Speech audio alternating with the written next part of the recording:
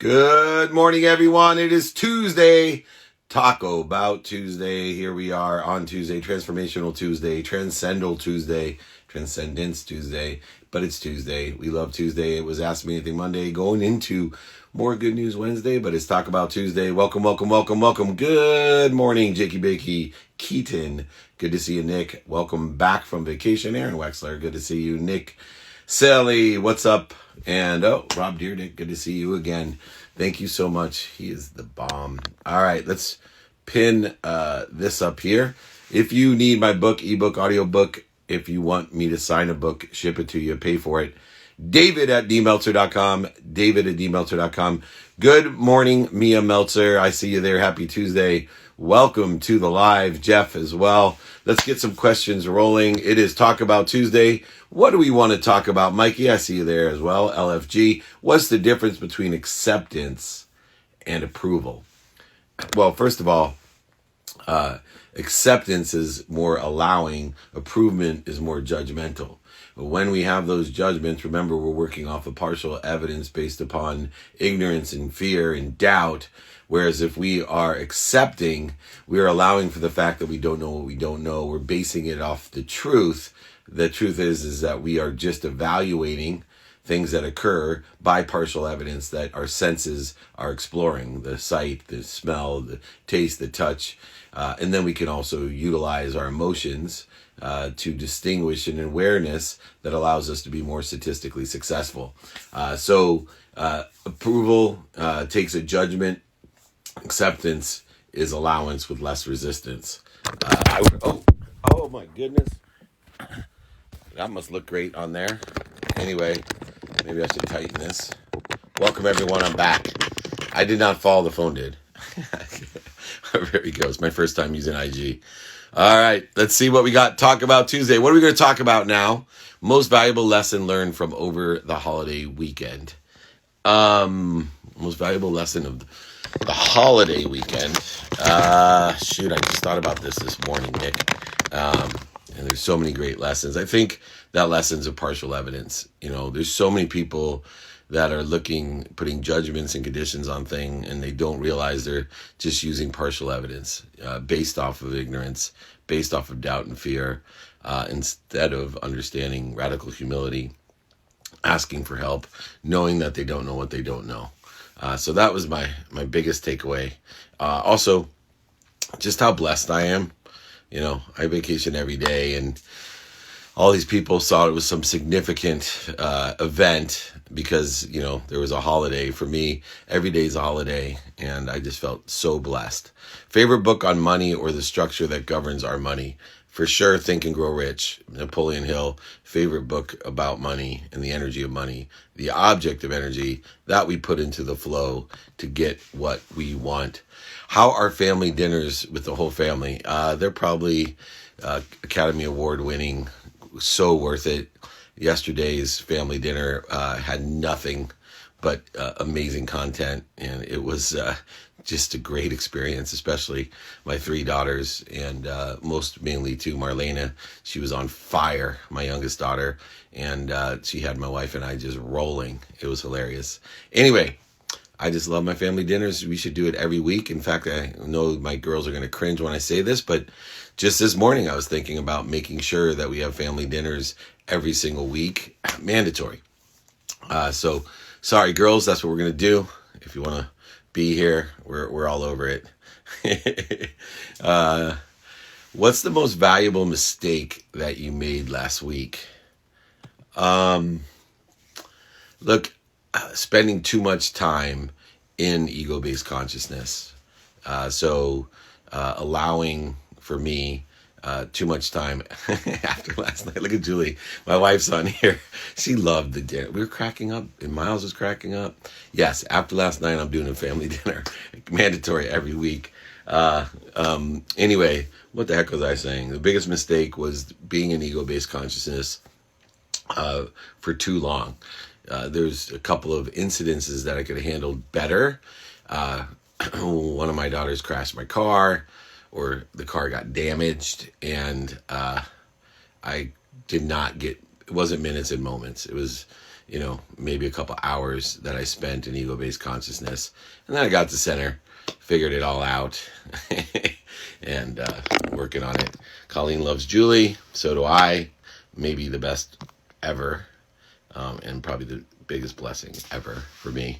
Tell us a story of a unique deal you put together that you don't share often. Buying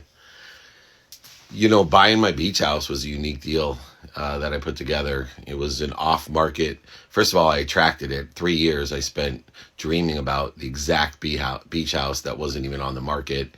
And my very first coaching client became part of the coaching process, became a real estate agent in Orange County, and went down as his first project to look for a beach house that we couldn't find, and went to a breakfast meeting, and everyone laughed at him and said, yeah, everybody's looking for that. And some older real estate agent approached him and said, hey man, I have a divorced couple. They're, still have a property and it's exactly what you want. And went in there and made an offer. And at that time, everybody thought I was crazy. He laughed at me, scoffed at me, made fun of me. Did a very short close, knew that they would change their mind, and they did. And then I reminded them why they didn't get along and how expensive that relationship was. I made sure it was as easy as possible, and we ended up with the best investment of our lives, next to esports, the best intentional investment that I've made, and it's enjoyable, and it's our dream home. And it's a deal that I put together in real estate that most people would not have been able to do because they didn't have the attention for 3 years, the intention that I had between what I think, say, do, believe, and the unconscious competencies of everybody involved, understanding all the personalities, the characteristics, the obsessions, and addictions that align. Alrighty, anyway, I'm looking for Jake. Let's see here. Heather. Heather is here. Yeah, Heather, please comment. Is Heather here? No Heather, Jake? Give me a thumbs up if you have Heather here. Heather, give me a thumbs up if you're here. Heather McClellan is the HKM Coaching, founder of HKM Coaching and Consulting, out of Austin. And there she is. Awesome. Welcome, Heather. All right, we're rocking and rolling. And looking for these incredible people like Heather that are helping everyone, not just her clients, but charities around the world. Good morning. Hello. Good morning. Where are you today? I'm in Austin, Texas with a cat who may or may not pop into the frame. He's in this little purring fest all around. Oh, nice. What's your cat's name in case... Well, I am cat sitting for a friend who was very involved in politics in the past. The cat is named Ginsburg after Ruth Bader. Oh, the incredible, the notorious RBG. That's my right. Girl, man. Yeah, for sure. I've watched like everything and read everything on her. She, and I'll tell you why, probably different than most people. Not only do I have 3 daughters and a wife, and doing my best to understand, especially in the legal realm, because I'm a lawyer, a recovering lawyer. But more importantly, unlike the politics and the Supreme Court justice and the cases, anybody can learn about that. But what I love about the notorious RBG is the consistent behavior that she had. Mm-hmm. Like when you talk about enjoying the consistent, everyday, persistent, without quit pursuit of your own potential. Here's like a 4'11" dynamo that had so many struggles and voids and obstacles in her entire life. And well into, what was it, her 90s, mm-hmm. till the day almost, like she lived the enjoyment of that pursuit, and she made world impactful changes. When I have my mission of empowering over 1 billion people, and I think, wow, it's just me. And then I think of that little woman and all the things that she faced, and mm-hmm. what she did and how she changed the world. Yeah, that's anybody that doesn't study her, I don't care what your politics are. I don't care what your sex, your race, your religion is. You should study the RBG just for the enjoyment of the consistent, persistent pursuit of your potential. Obviously, you've learned these lessons. You're helping so many people. I love the fact that you intertwine so many charitable efforts in what you do. Mm-hmm. I obviously subscribe to the same. What was it in your life that showed you this abundant attitude that you can actually make money, help people, and have fun? Yeah. Oh my gosh. Well, I love people. And so there's just the like being lit up by that, by connection. I can't remember if we talked about this. I traveled through 47 countries, mostly solo. And I'm so glad I did my gap year after university right before it turns out smartphones hit. So I just had ripped out pages from a guidebook, no phone, no laptop, just like clunky internet cafe computers with like foreign keyboards, using calling cards to call home. So there was just this like joy in connection and seeing other perspectives.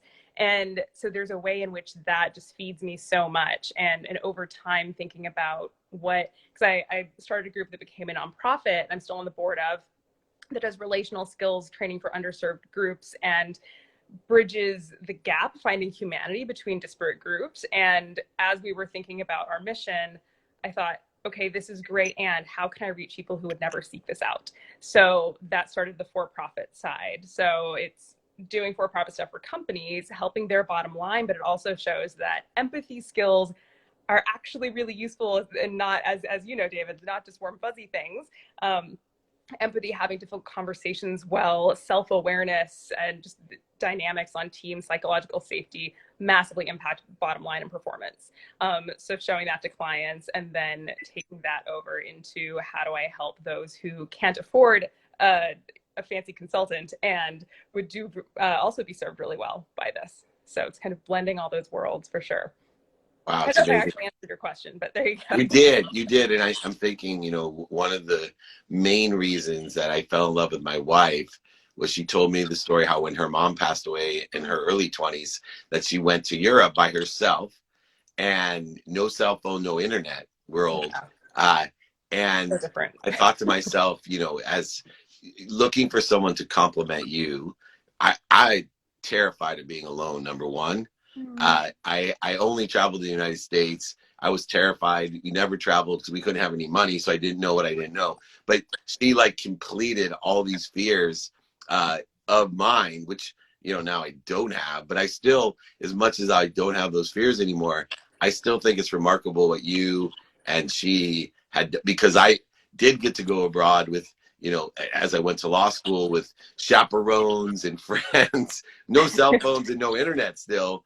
But I could imagine one of my daughters traveling Europe with no cell phone, no internet, and not knowing what she was doing every day all over the world like you did. So the other thing that's interesting about segmentation, and what I mean by this is, I'm experiencing the benefit of it, that we all are living in our own data bubble, that we can allow, or AI allows us only to be fed what we seek or what we are interested in, never more. And I use it analogously to what the brain had always done for me. Like, I believe the brain was like AI, that if I, thought about that beach house I mentioned earlier, it would appear. But now it's so much easier. And that's really great, except for one thing, it's creating separation.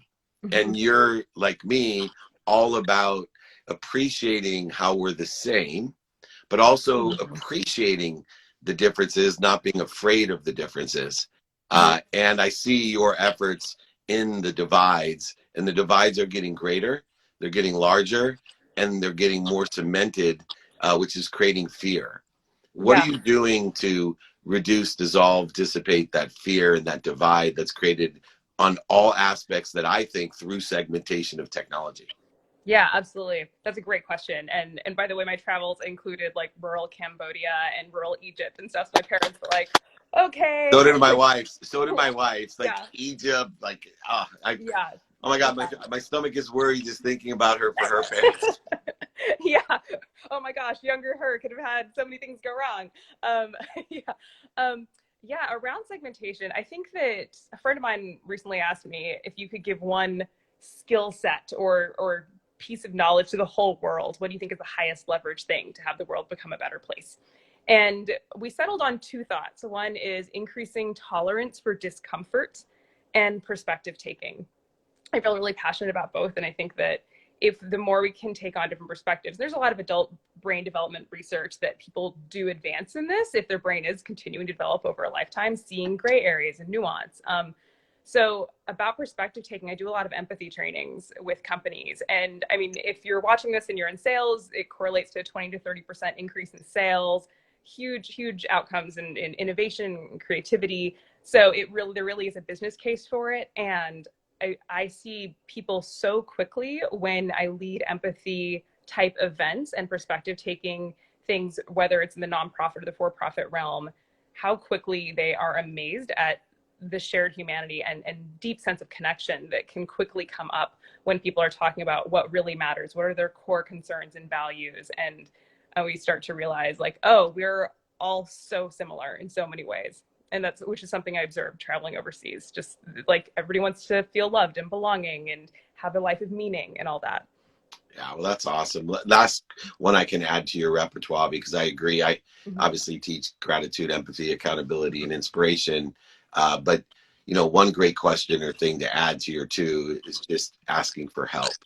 I think a lot of people are afraid that if we ask for help from others, it's an instant unification of clearing the interference activity that we have through us for and through us to everyone else that's connected us in a unified universe, not just world. I appreciate everything that you're doing, Heather. People can find you at hkmcoaching.com, at hkmcoaching on Instagram. Anywhere else that you'd like people to reach out to you for? Well, if anybody watching this wants to reach out to me via my website or heather@hkmcoaching.com is my email, reach out to me, go to my website, and if you contact me there, I'll send you a couple of empathy do's and don'ts PDFs and also an accountability framework for mending and repairing broken agreements between people. So I love it. Thank you so much. Please, let's do more, Heather. Keep up the great work. Awesome. Thank you so much, David. Take care. She's incredible, doing the great work of unifying all of us and making more money, helping more people, and having more fun. I love that she works within both of those realms. Let's bring on my next friend, Simi. You come on in here, owner and chef of Eco Kitchen in Whipped Ori. Hello. Hi, David. How are you? I'm okay. How are you doing? Amazing. More than okay. It's Talk About Tuesday. What do you want to talk about this Tuesday? I guess I want to talk about my businesses. Yeah, I want to talk about your businesses too. How'd you get involved with your business? Well, my first venture, Eco Kitchen, started in 2018 when I moved to San Francisco. I saw that there was no representation for Nigeria here on the culinary scene, and there's so many amazing restaurants here and so many cultures and countries represented. So I wanted the Nigerian flag to be here in some capacity. I started doing pop-up dinners, and before you know it, that evolved into a restaurant concept, and that's how I started the restaurant. That's so wonderful. And, one of my best friends is the Nigerian nightmare himself, Christian Okoye. And he almost has as beautiful smile as you do. I love just seeing him because when he smiles at me, my whole body lights up, just like when you came on. Do you have a question for me that I can help you with? Sure. I mean, I started my business in 2018, and this is 3 years down the line. And I guess as a lot of business owners know, we don't really know what we're doing a lot of the time, and we're just learning on the fly. What advice would you give to a business owner that is at a point of expansion, but just worried about keeping things under control with their business? Yeah, well, first of all, worry is a wasted emotion. Worry is wishing for what you don't want. All emotions like that, what we want to do is counteract them, not with logic, but with action, activity. And so I think the best thing to do is to find people that have been and have scaled their business similar to you, that have started with a truck or a pop-up, have moved into their dining experience, and now they want to scale those ones. I actually have some unbelievable introductions for you from some great chefs like Chef Marshall, Ming Tsai, Wolfgang Puck, Jeffrey Fenster. So I have some Rick Moonen.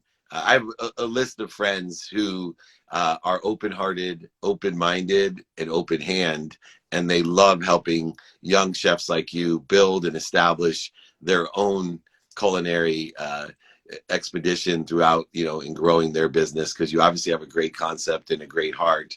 So email me, david@dmeltzer.com, Okay. and I will answer those prayers by giving you someone who sits in the situation you want to be in, so they can just simply give you directions, and you can get rid of that wasted emotion of worry. Does that sound fair? That sounds fair. Thank you. You got it. Congratulations, and keep that smile. You're more than just okay. Thank you. You're amazing. Thank you. All right. Check her out. Check out the restaurants. Eco, my friend. Eco Kitchen, whipped Ori, ORI, at Eco Kitchens, Kitchen SF for San Francisco. See me. She's amazing, obviously. EcoKitchenSF.online. EKO Kitchen SF.online. All right. Let's take a quick question, and then we'll move on to one last guest today on Talk About Tuesday. We're talking about all kinds of stuff here on Tuesday. TACO, Taco About Tuesday. All right, what's the one thing you wish you would have set a better example for your children? My partying. I wish I would have set a better example about negative behavior. And, you know, sometimes our bad behavior hopefully resonates, you know, like my father was a compulsive smoker, 3 packs a day, so I never have smoked a cigarette in my life. My dad wasn't a partier, but, you know, I've learned from his mistakes, but I have set a poor example, especially, you know, years and years ago, about partying and over partying and over serving myself and you know, not understanding the fulfilling nature of having fun in moderation in all things. And I think, you know, for anyone out there, you could put your kids at jeopardy if you discount the negative behavior and the compound interest and acceleration of negative behavior. And you know, I'm accountable for it, but that's one that man, if I had it to do it over again, I would have put a better balance like I do today on my negative behavior, especially partying. You know, but cannot stumble on the roadblocks behind me. All I can do is articulate and illuminate the truth to my children so that they hopefully can learn by watching me, not by me telling them. You know, I want them to experience it and find their balance. Since you have been traveling more recently, any major traveling tips? I go listen to my podcast. It's on Spotify, featured there. I have a traveling tips at the playbook. I listed them all out. Don't check your bag. That's all I gotta say. You're better off buying clothes or shipping them to yourself. Do not check your bag. Oh my goodness, that's the start. But there's a ton of different things, like using your bed as a desk and getting 2 beds instead of 1 if you're traveling by yourself. I got tons of traveling tips. Download the playbook. It's free. It's featured on Spotify, iTunes, Google Play, everywhere. Check it out. The playbook, one of the top podcasts in the world. Billionaires, millionaires, entrepreneurs, celebrities, athletes, entertainers, and my trainings, all there for you. Check it out. Life lesson right there. Rocking and rolling. Thank you, Justin, so much for notating that as well. Let's answer a few more questions. How would you describe the feeling of being successful? Very simply, the feeling is when you can enjoy the consistent, everyday, persistent without quit pursuit of your potential, not other people, what they want for you, not what's missing, not what you don't want, not that worrying like Eco, our friend, had, see me, but most importantly, when you can enjoy your potential, your pursuit of that, that's success to me. And every day that you have that success, God bless you, you expand, grow, and accelerate, compound the positive behavior in the right. Here we go. Have you invested in Bitcoin? So look, I invest in a lot of different things. Bitcoin is prospecting. So the question is, am I prospecting with Bitcoin? And the answer is yes. I took into account my timing and risk tolerance. I have a certain percentage of the distribution of my funds in which I prospect with. And so I have prospected in Ethereum, in Mana, and Chainlink. That's where I'm prospecting.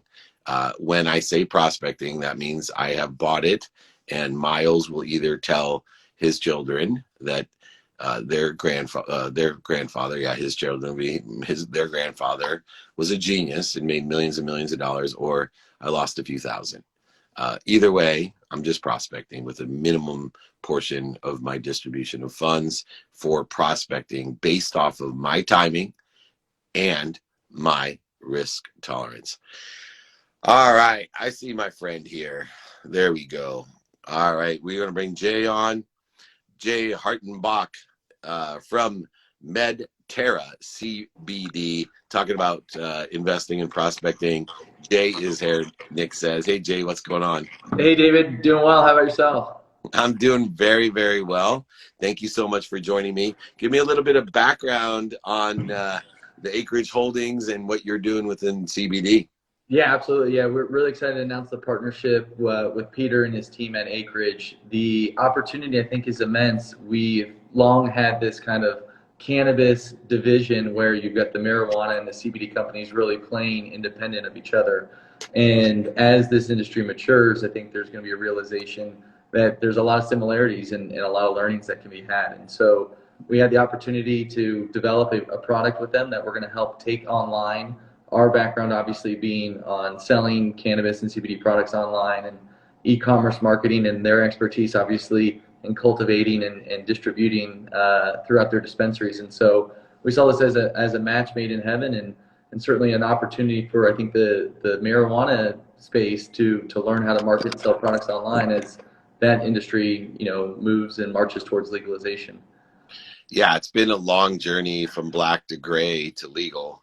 But the synergy and the complementary nature between the two businesses, to me, still is shocking that it hasn't, happened sooner. And in fact, I mean, the entire history of hemp and CBD and marijuana is astounding of how economic and social political systems can hold back something that's so super positive. And I take very, strong position on this because, I've seen, certain drugs and alcohol ruin lives that literally, have, very few positive things tied to it. And like, I look at hemp, CBD, and marijuana through history, proven from both Eastern philosophies and science and Western philosophies and science, proven.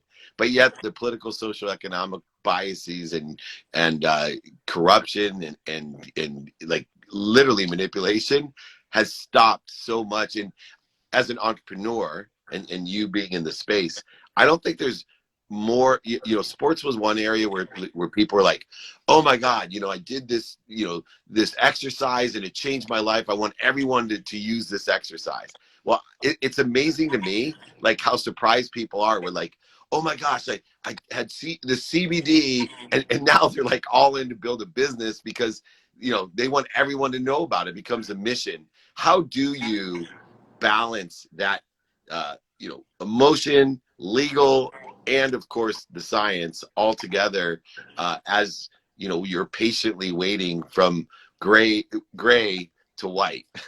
Yeah, no, I think that it's something that we think about every day. I think just starting on the first part of it, as an entrepreneur, I think it's really important to identify opportunities that are hard and, where there's the least path of resistance, there's probably more and more people going down that path. And when we decided to start Medterra, we got so many, you're crazy, is this even allowed? And those, I think, are really positive signs, not red flags. And so this, because of the legal issues and, like you said, some of the societal and political, misconceptions about it, that actually creates a ton of space for entrepreneurs to operate because the corporations and the larger companies want to stay away from it. And so there was this void where entrepreneurs really were able to come in and thrive in the cannabis space. But as you said, every one of the entrepreneurs that I've met in this space, it's different than, the guys that are doing software companies or, maybe doing some type of franchisee. Everyone is so passionate about this product that it is a balance. You want to do everything because you want to help people. But as a business, if you try and do everything or you try and spread yourselves too thin, then it can create some issues where you're not necessarily performing at your best. And so for us, I think the initial part of it was, one, do we truly believe in this product? And so before we started Medterra, My background was in biomedical engineering, and I did a fair amount of research on the actual effects of CBD and what was being seen. And we became really confident in what was being researched. And then the second part about it was, well, then let's use this research to educate ourselves on how to properly formulate a product. Because at the time, there was a lot of quote unquote CBD products, but there wasn't actually CBD in it, or there's such a low amount. And so that passion of, hey, we want to do right by our customers, but also we want to create a sustainable business where people come back, that was led by science, but certainly, worked in parallel with the emotional aspect of wanting to do right and spreading the word of CBD. And so, we've taken that as our mission. Every time I think someone interacts with CBD, it really can go one of two ways. It's, hey, this was wonderful and it helped a lot, or this really let me down and didn't meet my expectations. And so we see Medterra as a steward of the industry to educate people properly on what to expect and to make the right products. Because, David, if you try a product and you don't like it, it's not, I'm not going to try that brand again. It's probably, I'm not going to try CBD again. And so, we feel like we're a little bit of a race against time to get the word out, to get the great products out, so that first reaction or first interaction with CBD is a positive one. Yeah, you're like a poster child for, they laugh at you, scoff at you, make fun of you, then they applaud you. And, it took you from 26 to 30 years old to get over $500 million in valuation to build a real company. But, what people don't realize, when you're 26 years old and you're in your startup and everyone's laughing at you and telling you what you can't do and what you shouldn't do and where you're going to end up, just like my mom telling me the internet's a fad. In 1992, and I'm going to end up, back in the law, making the biggest mistake of my life. When you're 26 years old, a year is 1/26 of your life. A year for me is 1/52nd of my life. It's a year in perception is, for me, fat, right? It's twice. So every year you wait is twice as long as me waiting in perception. How did you fight listening to what other people said? And then 2, having the patience to get from 0 to hero. Yeah, well, I think, and we're certainly definitely working on it still, but, I never thought about it as that 1/26 versus, as time progresses, but it's a great way to look at it. There was a very pivotal moment in my life. Jim Cook, the founder of Sam Adams, was on a podcast, How I Built This, and I'll never forget this moment. I was driving in my rental car. I was in this leadership development program at IBM, kind of on this executive path. And he was talking about how, there's a difference between fear and risk, right? To kind of quit your cushy corporate job, creates a lot of fear, but there's not a lot of risk in it. You could always go back to it, but there's a lot of risk in not pursuing something that you're passionate about, even though it might be scary, or the other way around. If you stay keeping your corporate cushy job, it's not very scary, but there's a lot of risk that you wake up at the end of your life and you say, what did I actually do with it? And so I'll never forget that moment, and that was the final push. We had kind of talked about starting Medterra, but that was the catalyst to say, let's jump, kind of feet first into it. And, you've got to be patient, but at the same time, we were seeing results. And I think as an entrepreneur, it's really important to make sure that you can put your bias in a box and put it away. And so the market can react quickly. In the first 6 weeks, we had sold a product in all 50 states. So we knew that we were onto something. And I had started a skincare company in grad school where we just weren't getting traction. I think the product was maybe a little bit ahead of its time, and I kept on trying to force adoption, and the writing was on the wall. And so, you've got to be patient. You've got to, I think, believe in what you're doing, but you also be able to adapt and react to the market so that you're not just trying to force something that may not be ultimately successful and find something else that will be. And you have, and you are, and you will be.